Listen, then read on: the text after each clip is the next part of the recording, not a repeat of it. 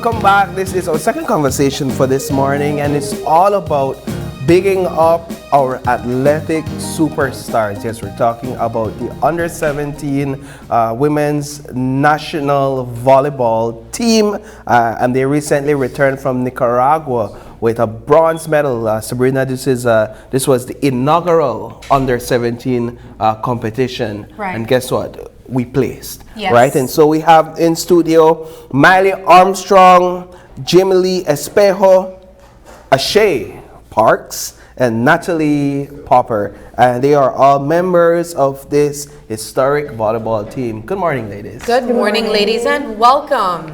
Good morning. All right, take it away, Sam. All right, ladies. Well, thank you so much for joining us this morning. I think I want to begin with a bit of a background to your introduction to volleyball. What would be the average ages of each one of you? I think you said you're 13. How old are you? I'm 12. 12? 13. 13. And 13 years old. And you guys placed already for the country. Yeah. Talk to us about your interest in the sport. How long have you been playing? I started playing from I was 5. My dad introduced me to the sport and I really liked it. Wow. Yeah. And yourself? I started playing when I was 3 years old because of my sister. Wow. I Ashay? started playing when I was 11 years old because of my mom. Okay, so you have a bit of a recent introduction to the sport. And yourself? I actually started playing last year Oh, because of the school that I went to, and like the school has a lot of interest for volleyball. what school would that be? St. Catherine's Academy. So SEA. So all of you ladies, I mean, we have some here who started as early as probably toddler stages, and then other two ladies who started more recent. What really prompted your interest in the sport and kept you here so long? I hear some interests from family, some from school, but how did you know that this was the sport for you?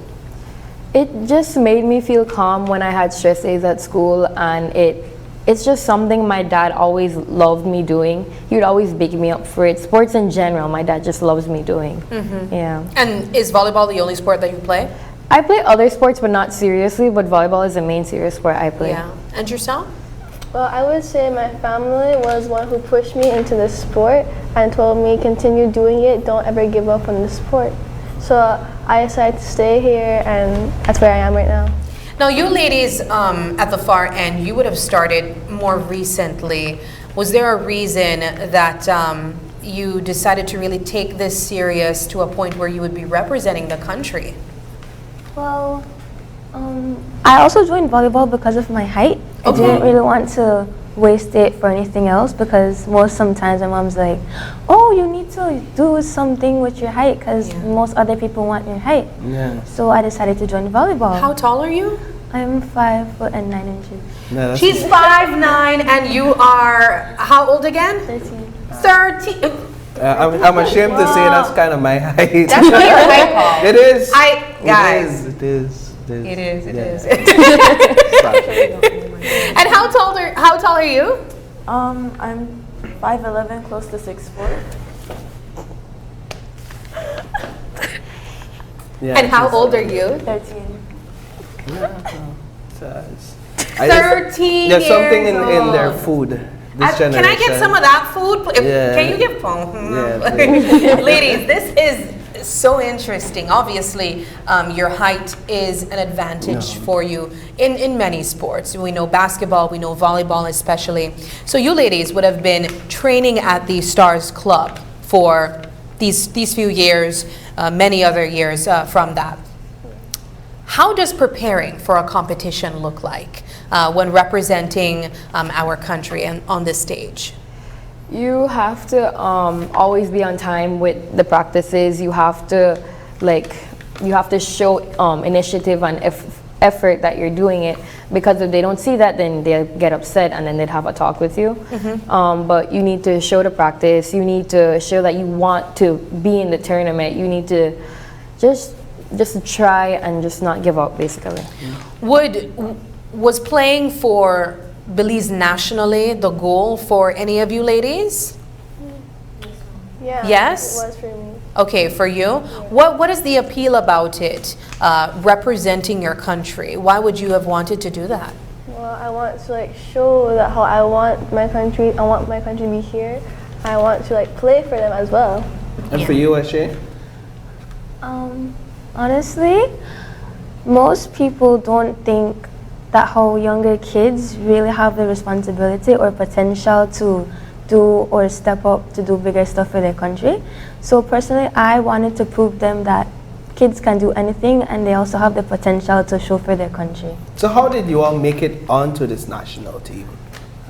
I started the summer program and my coaches really saw potential in me because of my height and I really paid attention in the programs. So they moved me up and every time I got moved up, I somehow came here. Anybody else want to share how they made it to the national team?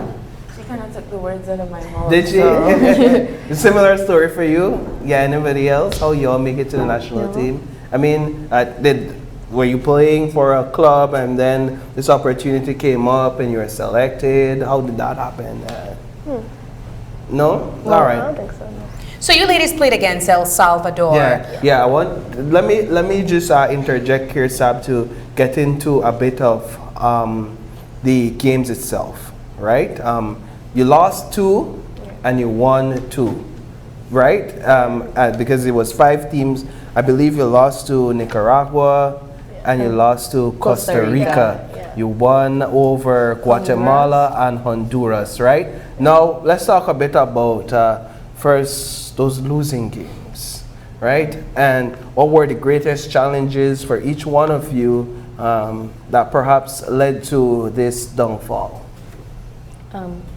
For Nicaragua, I guess the team just felt intimidated because it's their home country. It's their team cheering for them. Like for U21, it's us cheering, so we felt safer.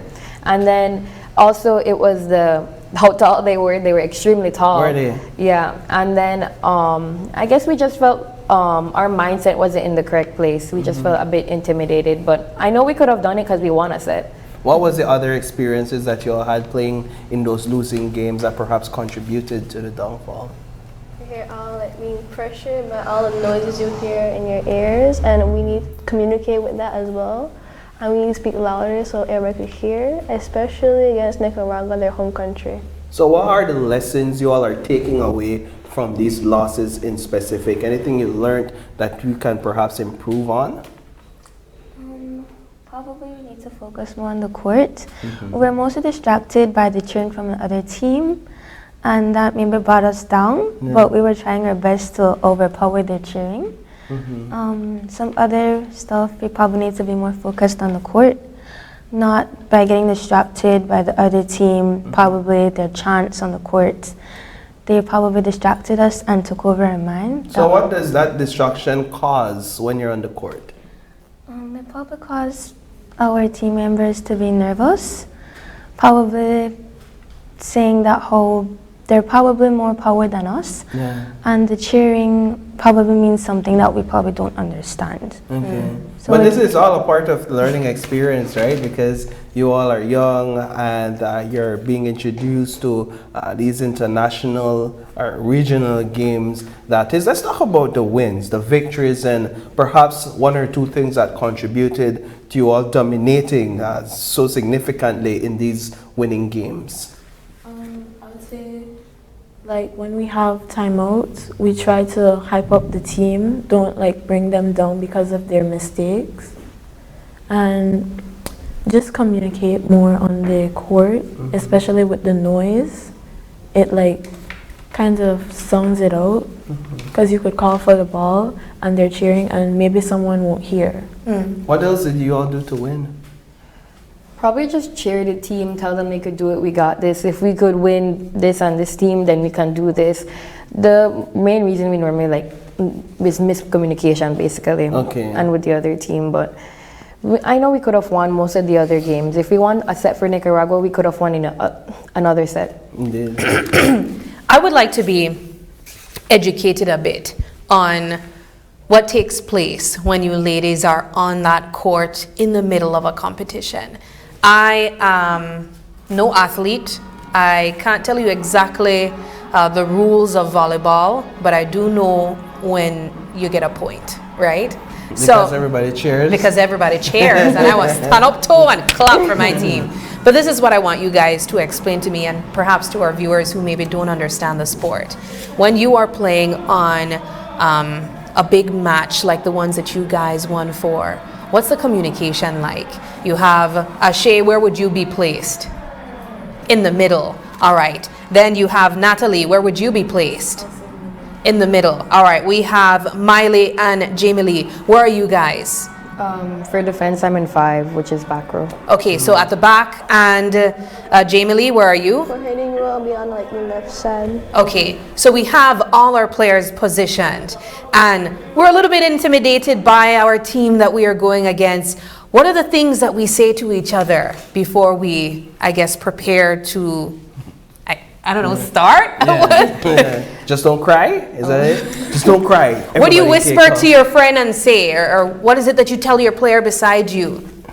Oh, I know sometimes, like in the first 3 points, we would notice where the open spots are, Okay. and we would tell them, oh, this person is incapable of doing this, or that one is incapable of doing that, or we would just talk to each other and tell them, just play like we played all the other teams in Belize. Play like you want to play aggressive, and play like you want to win a medal. So how important is communication? Communication is one of the main things. If it could get confusion between, example of me and Jemler in back row, could get confused a lot, because me and her are on the same side, and if I see her going for it and she sees me going for it, the ball would just stay right there. Yeah, because two of them had step back. Yeah, and then Has that happened? Does that happen often? a bunch of times. For when we played for D1, that happened a bunch of times. Yeah. Okay. So is there like a playbook that you guys have where you have certain moves that you do? You say, Jamie Lee, do this move. I don't know. The backflip? I don't know. But is there like a strategy that you go in from studying a team? Do you guys study these teams before you actually play them? What are the things that you look for? If like I said from earlier, it's like you study the team for the first 3 points, and if you see this person isn't moving, then you put it there. But then sometimes the other person likes to often cover them. But you just have to play smart and place the ball where nobody is, and just be confident in yourself. Is the net brought down a bit lower for this age category compared to other categories? No? Paul, they're So almost you- 6 foot tall. Yeah, not but because they're 13. I mean, not even a little bit?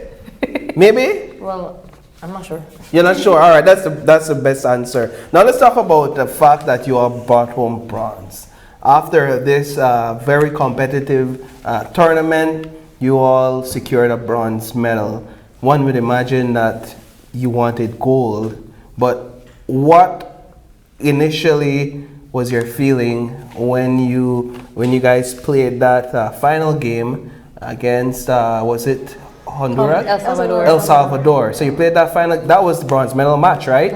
You had to win that to win bronze. We were trying to Tell me. we were trying to let remember that last game, what had happened against Nicaragua and Guatemala. No, Nicaragua had to win for us to come in third. Really? So we were like hoping that Nicaragua Cheering would- them on, even Yes. though they beat you, no? Yes. What kind of thing that? The girls are pretty nice. So Yeah. Okay. Yeah, they beat you and then they're nice. yeah. Yeah, I like that. That's friendly competition. Good sportsmanship. And so they won, but so that they had to win after you all won, or it was before Yeah, you all it's won? something like that, but we also had to win. It goes by the points on each set, and there's 5 sets, 3 sets. So, but I think Guatemala had more points than us. Okay. If they won, they would have came in third. Okay, I got it. And so they came in fourth. Yeah, I think. Yeah, they came in fourth. So we beat Guatemala Yeah. even on the podium. Yep. Yes. So let's talk about how it feels to win bronze and what it means to bring this back to the country. Each one of you. I felt pretty good because we're one of the youngest team. We're 13, 12, and all the other girls are 15, 16, 14. And our team is the most youngest team. It's our first U17. It's something new to us, but we still brought a medal back home, and that's all that matters. Let's go down the line and talk about how you feel. Well, this is my first time going to a country and play somewhere from my country. And I kind of felt happy and like, yay, that how I won third medal of this, you know? Yeah. I felt very happy also. Four of us never really went out of the country to play for a tournament. So when we played our best. When we got back home, the outside of the airport, they were always cheering for us. They were like, good job guys, we're so proud of you. And the posters and the whistles were everywhere. Yeah. The U17, U21 female team got a medal. The male U21 team also got a medal.